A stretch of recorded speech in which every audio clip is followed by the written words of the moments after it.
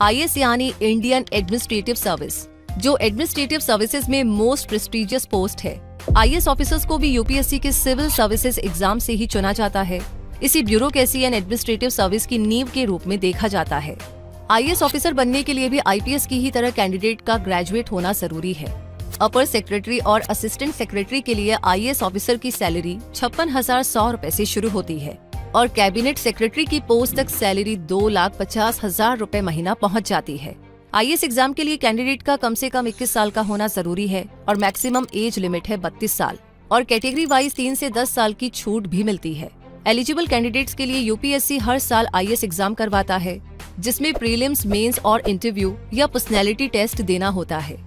अगर आपको पहाड़ी वादियां पसंद है और आप IAS ऑफिसर बनने का सपना देखते हैं, तो आप ये जानकर के खुश हो जाएंगे कि IAS के लिए सिलेक्टेड कैंडिडेट्स की training Lal Bahadur Shastri national academy of administration में होती है, जो कि मसूरी, उत्तराखंड में है। IAS ऑफिसर को SDM, कलेक्टर, कमिश्नर, मुख्य सचिव, कैबिनेट सचिव जैसे पोस्ट पर सर्विस देनी होती है और 24 एडमिनिस्ट्रेटिव सर्विसेज में से IAS ही सबसे बड़ा रैंक होता है।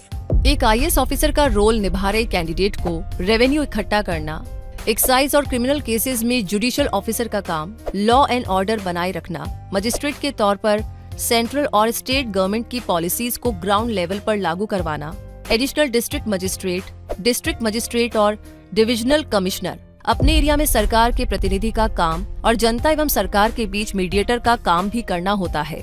इन सभी के अलावा किसी मिनिस्ट्री और डिपार्टमेंट के लिए पॉलिसीज बनाना और लागू करना, कैबिनेट के आदेश पर कुछ मामलों में डिसीजन मेकर का काम करना और भारत सरकार में हाई रैंक पर पोस्टेड रहते हुए सरकार को रिप्रेजेंट करना और जवाबदेही भी करनी होती है। फैसिलिटीज के तौर पर IAS ऑफिसर को highly subsidised water, electricity, phone और गैस कनेक्शन की सुविधा मिलती है। इसके अलावा सब्सिडाइज्ड लॉजिंग के तौर पर सर्किट होम्स, गवर्नमेंट बंगलोज और ऑफिशियल एंड अनऑफिशियल ट्रिप्स के लिए अलग अलग राज्यों में भी रेस्ट हाउसेज मिलते हैं।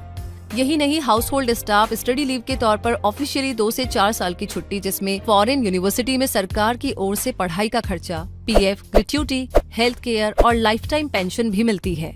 अगर आपने शादी में जरूर आना मूवी देखी है तो उसमें राजकुमार राव ने IAS ऑफिसर का रोल प्ले किया था और IAS ऑफिसर की पावर और रुतबे को भी मूवी में दिखाया गया है। मूवी के गाने ठुकरा के मेरा प्यार मेरा इंतकाम देखेगी पर बहुत से रील्स और शॉर्ट्स आपको मिल जाएंगे।